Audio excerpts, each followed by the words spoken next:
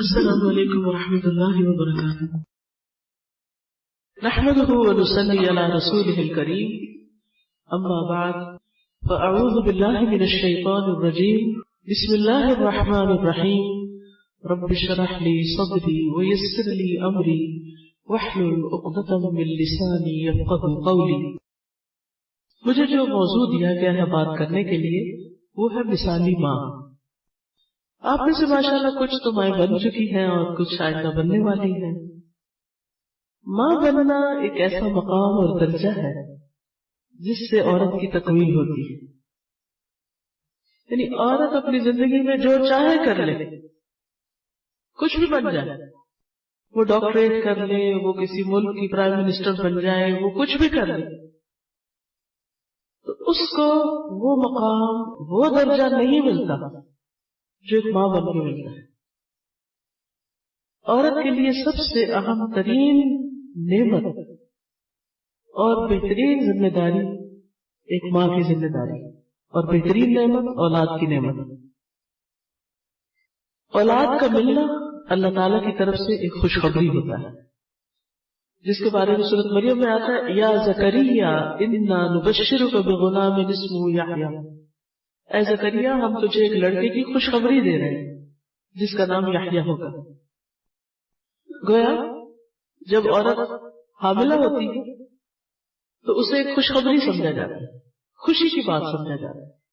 جب بچہ پیدا ہوتا ہے تو اس وقت بھی سب خوش ہوتے ہیں۔ ہاں یہ الگ بات ہے کہ جاہلیت کے کچھ لوگ جب انہیں بیٹی کی پیدائش کی خوشخبری سنائی جاتی ہے وَإِذَا بُشِّرَ أَحَدُهُم بِالْأُنثىٰ ظَلَّ وَجْهُهُ مُسْوَدًّا وَهُوَ كَظِيمٌ، تو اس وقت اس کا چہرہ سیاہ پڑ جاتا ہے اور وہ غم سے بھر جاتا ہے۔ یہ دور جاہلیت کی بات ہے۔ آج بھی کچھ لوگ ایسی جاہلیت کو ثبوت دیتے ہیں، لیکن ایک مومن ماں، ایک مومن باپ، ایک مومن ایمان والا خاندان، بیٹا ہو یا بیٹی ہو، دونوں کو ہی رب کی نعمت سمجھتے ہیں، اللہ کی طرف سے ایک عطیہ سمجھتے ہیں، اللہ تعالیٰ کی طرف سے ایک بخشش سمجھتے ہیں، اور اس کو آنکھوں کی ٹھنڈک سمجھتے ہیں، اور اس کے لیے دعائیں بھی کرتے ہیں ربنا هب لنا من ازواجنا وذرياتنا قرۃ اعین، اے اللہ ہمیں اپنی ازواج اور اولاد کی طرف سے آنکھوں کی ٹھنڈک عطا کر، یعنی انتہائی خوشی اور سرور کا باعث ہوتا ہے۔ نبی صلی اللہ علیہ وسلم نے حضرت حسن اور حسین کو پھول قرار دیا تھا، فرمایا ہما ریحانتایا من الدنیا، یہ دونوں دنیا میں میرے دو پھول ہیں۔ یہ پھول ایک خوبصورت چیز ہوتی ہے جس کو دیکھ کے انسان کا دل خوش ہو جاتا ہے، تو نبی صلی اللہ علیہ وسلم نے حضرت حسن اور حسین رضی اللہ عنہما کو پھول قرار دیا۔ اولاد کو انسان کی بہترین کمائی قرار دیا گیا، یعنی جو کچھ بھی وہ ایکوائر کرتا ہے، حاصل کرتا ہے، کماتا ہے دنیا میں، ان میں سب سے بہترین چیز اس کی اولاد ہوتی ہے، کیونکہ وہ دنیا میں اس کے لیے صدقہ جاریہ کا باعث بنتی ہے، یہ مومن کی بات کر رہے ہیں، اور آخرت میں درجات کی بلندی کا باعث ہوتی ہے۔ رسول اللہ صلی اللہ علیہ وسلم نے فرمایا جب انسان مر جاتا ہے تو 3 اعمال کے علاوہ تمام اعمال منقطع ہو جاتے ہیں، صدقہ جاریہ، علم جس سے فائدہ اٹھایا جائے، اور نیک اولاد جو اس کے لیے دعائیں کرے۔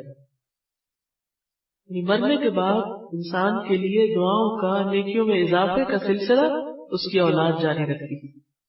اس لیے بچے کی پیدائش پر، اس پر آنے والی جو تکلیفیں ہوتی ہیں، ایک ماں جو واہن علی واہن سے گزرتی ہے، اس پر کبھی پریشان نہیں ہونا چاہیے، اور اس پر ناراض نہیں ہونا چاہیے، اور اسے اپنے لیے مصیبت نہیں سمجھنا چاہیے، بلکہ خوشی خوشی یہ سارے مرحلے طے ہونے چاہیے کہ یہ اللہ سبحانہ تعالیٰ کی طرف سے ایک رحمت ہے جو میری طرف آ رہی ہے۔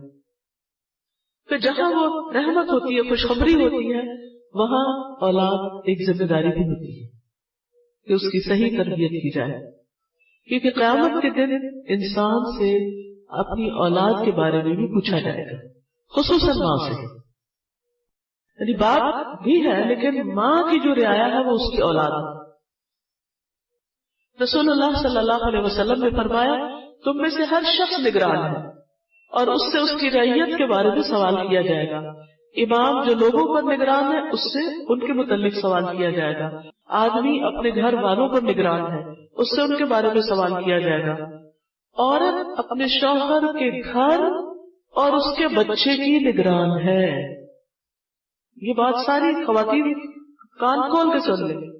عورت اپنے گھر اور بچوں کی نگران ہے اور اس سے ان کے بارے میں سوال کیا جائے گا کہ اس نے ان کی صحیح تعلیم و تربیت اور ان کی پرورش کے لیے کیا رول ادا کیا، کیا محنت کی، کیا کوشش کی.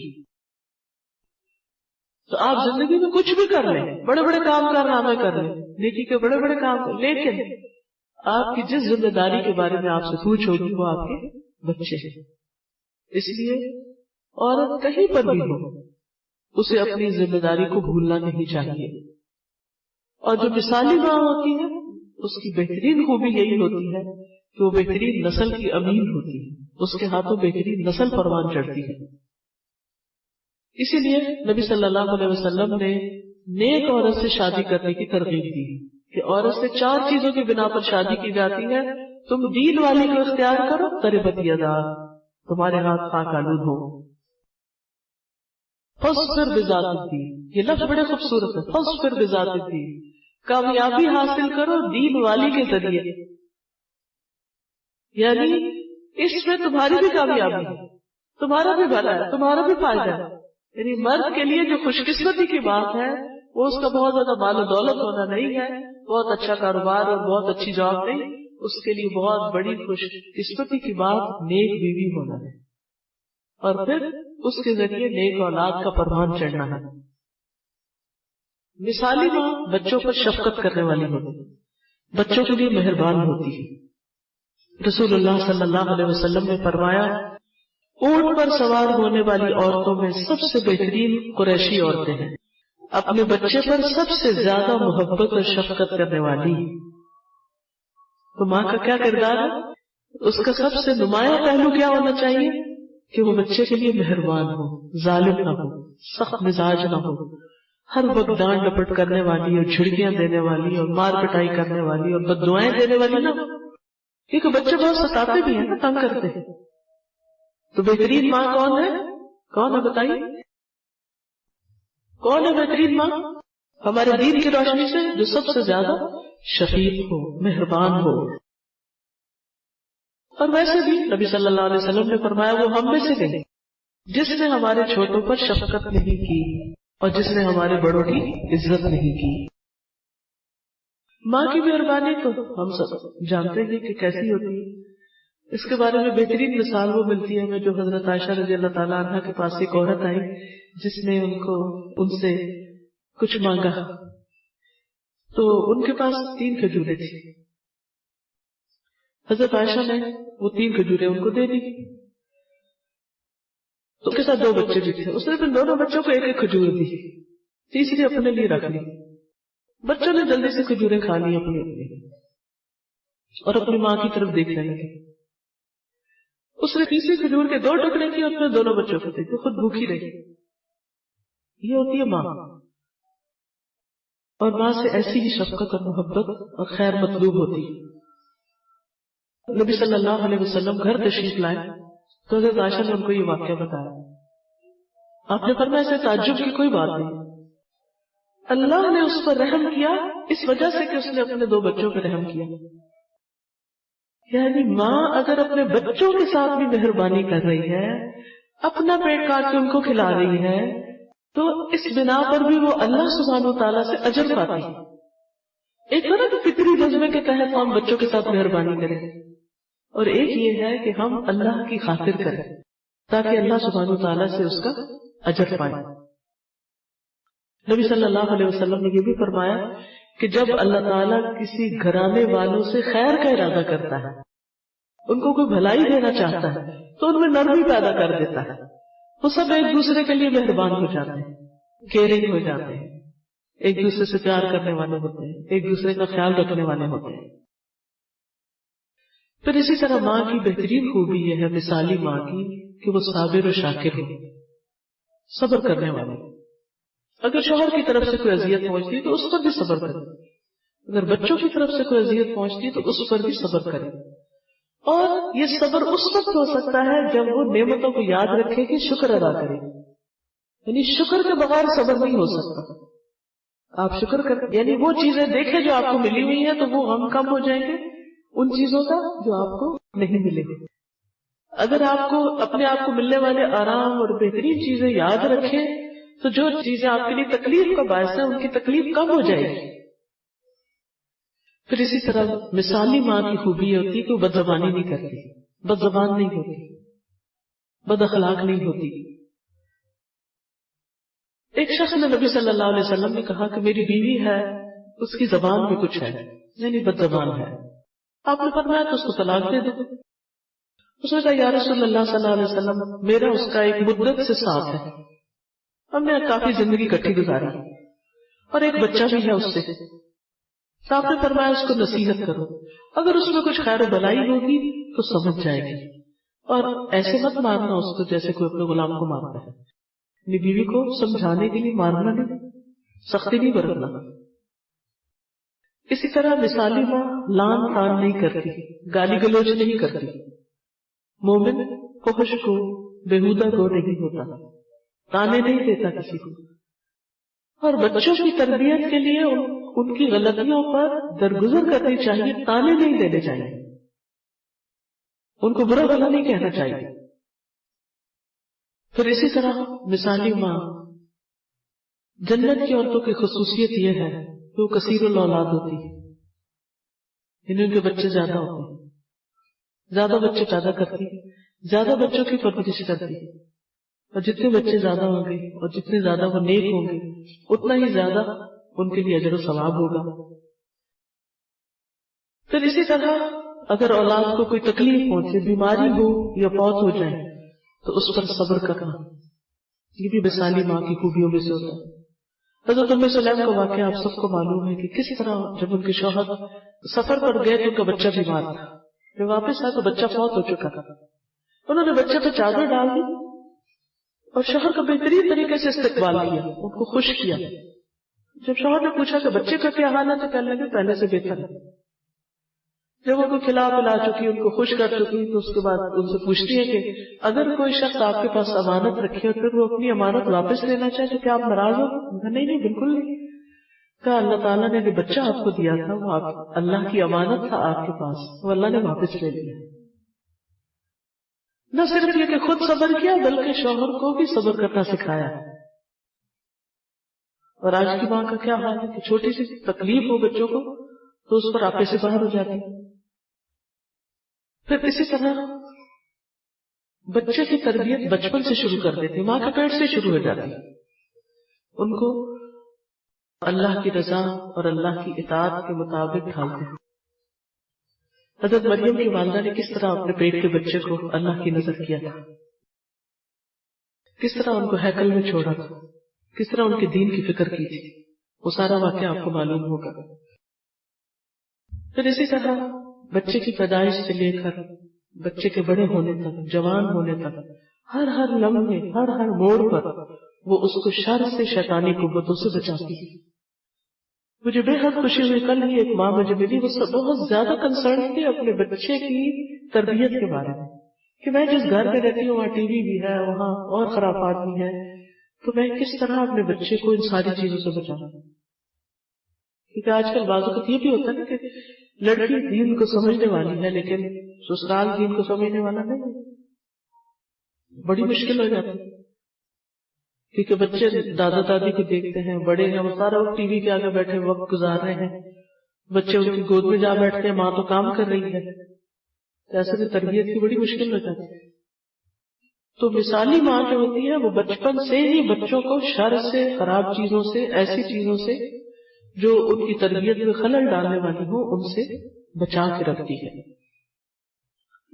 پھر اسی طرح بہترین اخلاق اور کردار سکھاتی ہے، جیسے حضرت ہاجرہ رضی اللہ تعالیٰ عنہا کہ باپ نہیں ہے، ماں اور بیٹا ہی ہے، اور وہ مکہ جیسی وادی میں ہے جہاں اور اثرات نہیں ہیں کسی چیز کے، لیکن کیسا ادب، کیسا احترام، کیسا اخلاق، کیسی اطاعت سکھاتی ہے کہ جو بہت عرصے کے بعد باپ آتا ہے اور وہ بچے کو اپنا خواب سناتا ہے کہ میں تجھے ذبح کر رہا ہوں، تو بیٹا کیا کہتا ہے؟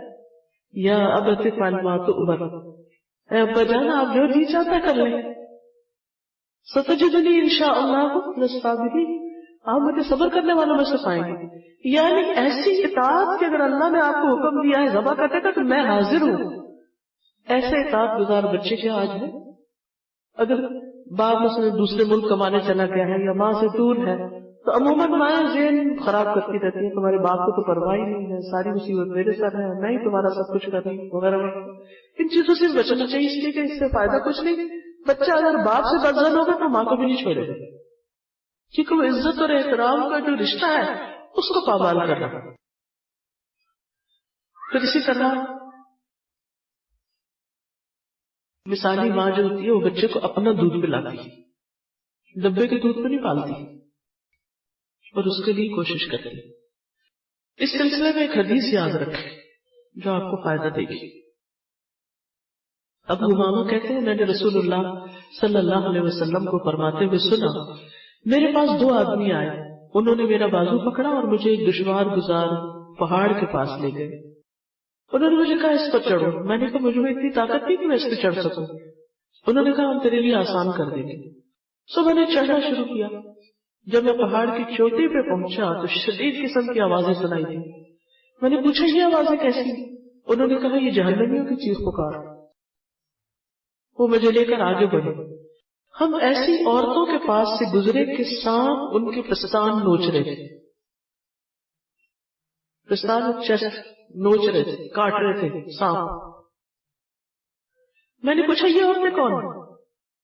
تو انہوں نے کہا یہ اپنے بچوں کو دودھ نہ پلانے والی عورتیں ہیں. یہ وہ عورتیں جو اپنے حسن کی خاطر اپنے بچوں کو دودھ نہیں پلاتی.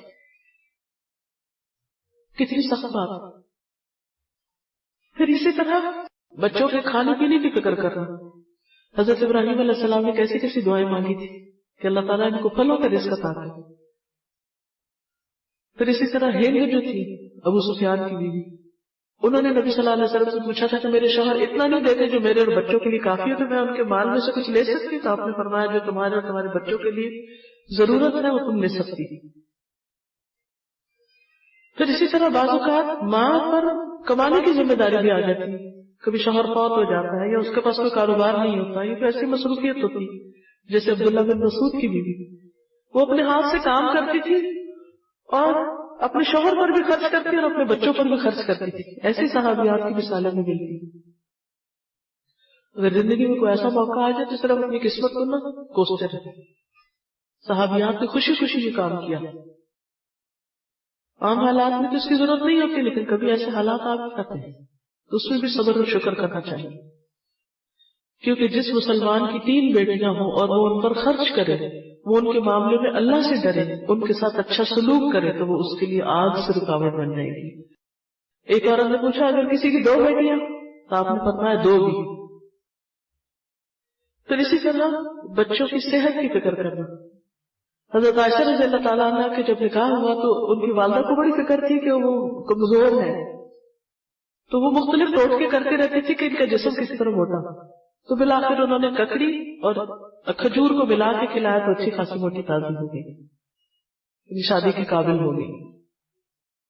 اسی طرح حضرت اسماء کہتی ہیں میں نے کہا کہ جعفر کے بیٹوں کو نظر لگ جاتی ہے، یعنی بیمار ہو جاتے ہیں، کیا میں ان سے دم کر لیا کروں؟ تو آپ نے فرمایا ہاں، کیونکہ اگر تقدیر سے کوئی چیز سبقت لے جاتی یا لے جا سکتی تو وہ نظر ہے. یعنی چھوٹی موٹی ہر ماں کو چھوٹا موٹا ڈاکٹر بھی ہونا چاہیے، طب نبوی کا علم ہونا چاہیے، تاکہ چھوٹی چھوٹی تکلیفوں میں ڈاکٹر کے پاس نہ بھاگنا پڑے. اس علم کو باقاعدہ سیکھے اور بچوں کا علاج گھر میں کرے. پہلی مائیں جو ہوتی تھی دادیاں نانیاں وہ ایسے ہی کرتی تھی. پھر اسی طرح بچوں کو ایسے علاج سے بچانا چاہیے جس میں تکلیف ہو. اس کے بارے میں حضرت ام قیس کہتی ہے کہ میں اپنے بیٹے کو لے کر حضور صلی اللہ علیہ وسلم کی خدمت میں حاضر ہوئی، جبکہ میں نے گلے کی بیماری کی وجہ سے ان کا تالو دبوچا، یعنی اس کو بعض اوقات وہ شاید گلے وہ اندر انگلی ڈال کے تو وہ گلے کو دبوچتے ہیں، گلے پڑ گئے تو کہتے گلا چڑھا رہے ہیں. تو آپ نے فرمایا اس کو حلق دبا کے کیوں تکلیف دے رہی؟ عود ہندی کو یعنی کس کو لازم کر لو، اس میں 7 بیماریوں کی شفا ہے. ان میں سے ایک سینے کا درد ہے، اگر حلق کی بیماری ہو تو اس کو ناک میں ڈالو، اگر سینے کا درد ہو تو منہ کی ایک جانب ڈالو۔ پھر اسی طرح بچوں کو مکمل توجہ دینا، ان کی طرف ان کے اوپر نظر رکھنا، ان کو توحید سکھانا۔ سب سے پہلا سبق جس چیز کا ماں کو دینا چاہیے، مومن ماں کو اپنے بچوں کو، وہ توحید کا سبق ہے، اللہ تعالیٰ کی پہچان، اللہ کی محبت۔ اللہ کوئی چھوٹی چھوٹی ضرورت بھی بچے کی تو اسے یہ نہ کہے کہ اپنے ابا سے کہو، اس سے کہو کہ اللہ سے مانگو، تاکہ اس کو زندگی بھر کے لیے عادت پڑ جائے کہ اس نے اللہ ہی سے مانگنا ہے اور پھر لوگوں کے پاس جانا ہے۔ پھر اسی طرح یہ ہے کہ اللہ کا ڈر بھی پیدا کیا جائے، محبت بھی پیدا کی جائے، ڈر بھی پیدا کیا جائے، کیونکہ یہ دونوں چیزیں بیلنس ہوتی ہے تو تربیت ہوتی ہے۔ ان کو احکام سکھانے چاہیے۔ کون ماں احکام سکھا سکتی ہے؟ جس کو خود پتہ ہوں گے۔ جس ماں کو خود مسائل نہ پتہ ہو طہارت کے، وہ بچوں کو کیا سکھائے گی؟ تو ماں کے لیے اچھی ماں جو ہوتی ہے، مثالی ماں جو ہوتی ہے، وہ علم حاصل کرتی ہے، وہ ساری زندگی کچھ نہ کچھ سیکھتی رہتی ہے، کیونکہ وہ بچے کی معلمہ ہے۔ ماں کی گود پہلا مدرسہ ہے، پہلا اسکول۔ جو کچھ وہ وہاں سیکھتا ہے وہ کسی اور سے نہیں سیکھ سکتا۔ تو اس لیے شروع سے ہی عبادات کی طرف توجہ، نماز 7 سال کی عمر میں، 10 سال کی عمر میں نماز نہ پڑھے تو سختی کی جائے۔ پھر اسی طرح ساتھ عبادت میں شامل کیا جائے چھوٹے بچوں کو۔ خود اگر آپ پڑھ رہے ہیں نماز پڑھے تو ساتھ کھڑا کر لیں، قرآن پڑھ رہے ہیں اور بچے کہتے ہیں نا اپنا قرآن ہمیں دے دو تو دے دیں، آپ اس طرح کا ایک اور اپنے پاس رکھیں، وہ آپ پڑھیں۔ کیونکہ کچھ مائیں کہتے ہیں نہیں نہیں یہ میرا ہے، میں تمہیں نہیں دیتا ہوں، بےعزتی کروں۔ نہیں، بچوں کو ادب سکھائیں لیکن قرآن سے دور نہ کریں، انہیں پڑھنے دیں۔ پھر اسی طرح نبی صلی اللہ علیہ وسلم نے کبھی عورتوں کو روکا نہیں کہ وہ مسجد میں بچوں کو نہ لے کر آئے، ہمیشہ انکریج کیے۔ آپ صلی اللہ علیہ وسلم اپنی نماز مختصر کر دیا کرتے تھے اگر بچہ رو پڑتا ہے کہ کہیں بچے کی ماں کو تکلیف نہ ہو، لیکن اس سے نہیں روکتے تھے کہ اس کو لائی کیوں، اس کو باہر نکالو، کیونکہ بچے ساتھ شریک ہوں گے تو وہ کچھ سیکھیں گے نا۔ چھوٹے ہوتے میں بچپن میں جو کچھ باتیں ذہن میں پڑ جاتی ہیں وہ بڑے ہو کے مشکل سے سیکھی جاتی ہیں۔ آپ صلی اللہ علیہ وسلم نے فرمایا میں جب نماز کے لیے کھڑا ہوتا ہوں تو چاہتا ہوں نماز لمبی کر دوں، لیکن کسی بچے کے رونے کی وجہ سے پھر میں اس کو مختصر کر دیتا ہوں کہ ماں کو مشقت میں مبتلا نہ کروں۔ پھر اسی طرح صحابیات کے بارے میں یہ بھی ملتا ہے کہ وہ چھوٹی عمر میں بچوں کو روزے رکھوا دیتے تھے اور ان کو بہلانے کے لیے اون کی گڑیاں ان کو دیتے تھے، لیکن روزہ رکھواتے تھے چھوٹی عمر سے روزہ۔ اسی طرح حج پہ ساتھ لے جانا، عمرے پہ ساتھ لے جانا، تاکہ وہاں جا کر بھی کچھ تربیت کی جا سکے، ایمان دل میں پیدا ہو۔ اور اس کے لیے ہم دیکھتے ہیں کہ آپ صلی اللہ علیہ وسلم نے جب حجۃ الوداع کیا تو ایک عورت آپ کو ملی اور اس نے ایک چھوٹا بچہ اٹھایا ہوا، تو اس نے آگے کر کے کہا کہ کیا اے اللہ کے رسول صلی اللہ علیہ وسلم کیا اس کے لیے حج ہے؟ آپ نے فرمایا ہاں، اور تمہارے لیے اجر ہے، یعنی تم اس کو اٹھا کے کر رہی ہو، اجر تمہیں ملے گا لیکن اس کا بھی حج ہو جائے گا۔ پھر اسی طرح عید کی نماز میں لے کے جانا، عیدگاہ میں لے کے جانا، پھر آداب سکھانا، گھر میں داخل ہونے کے، کمرے میں داخل ہونے کے، چھوٹی چھوٹی چیزیں۔ پھر بچوں کو رازداری سکھانا کہ ہر بات نہیں دوسرے کو بتاتے، گھر کی باتیں باہر نہیں بتاتے۔ حضرت انس رضی اللہ تعالیٰ عنہ رسول اللہ صلی اللہ علیہ وسلم کے خادم تھے، تو ایک دفعہ نبی صلی اللہ علیہ وسلم نے ان کو کسی کام کے لیے بھیجا، تو ان سے کسی نے پوچھا کہ آپ نے کس کام کے لیے بھیجا؟ تو ان کا کہ یہ نبی صلی اللہ علیہ وسلم کا راز ہے، میں کسی کو نہیں بتا سکتا۔ ماں کو پتا چلا تو انہوں نے خاص طور پہ تلقین کی کہ آپ کا راز کسی کو نہیں بتانا۔ یہ عادتیں، یہ اخلاق، یہ چیزیں بچپن سے بچوں کے کردار کا حصہ ہوتی ہے۔ اور ہمارا حال کیا ہے؟ وہ دادی پوچھتی تمہاری ماں کیا کر رہی تھی، کیا پکا تھا تمہارے گھر میں؟ ماں پوچھتی دادی کیا کر رہی تھی، گھر میں کون آیا؟ چھوٹی چھوٹی چیزوں میں بچوں کو استعمال کرتے ہیں، ان کو ٹول بنا لیتے ہیں اور ان کی عادتیں خراب کرتے ہیں۔ اب ان کو بھی عادت ہو جاتی پھوٹ ڈلواتے پھر گھروں میں۔ پھر اسی طرح غلط معاملہ دیکھ کر اصلاح کرنا۔ ایک مرتبہ حضرت عائشہ نے صفیہ ام طلحہ طلحات کے ہاں قیام کیا دیکھا کہ کچھ بچیاں جو بالغ ہو رہی ہیں دوپٹے کے بغیر نماز پڑھ رہی ہیں، تو انہوں نے کہا کہ کوئی بچی دوپٹے کے بغیر نماز نہ پڑھے، کیونکہ بعض اوقات ہم بچوں کو دیکھتے وہ صحیح آداب کو فالو نہیں کر رہے ہوتے تو ہم کہتے بچے ہی ہے نا چلو جیسے بھی کھڑے، کہ ان کو اسکارف اوڑھنا، دوپٹہ اوڑھنا، ٹخنے ڈھانپنا، پوری طرح سطر کا اہتمام کرنا، یہ شروع سے ہی سکھا دینا چاہیے۔ وضو کیسے کرنا ہے تاکہ بغیر وضو کی کوئی نماز نہ پڑھے۔ ایک خاتون نے مجھے بتایا کہ وہ اپنے بچے کو کہتی تھی اچھا نہیں وضو تب بھی آ جاؤ میرے ساتھ نماز پڑھو، کہتے وہ اتنا بڑا ہو گیا اب اس کو وضو کی عادت نہیں پڑی، اب میں کیا کروں؟ تو غلطی تمہاری کہ تم نے شروع سے کیوں اس کو بغیر وضو نماز پڑھنے دی۔ پھر اسی طرح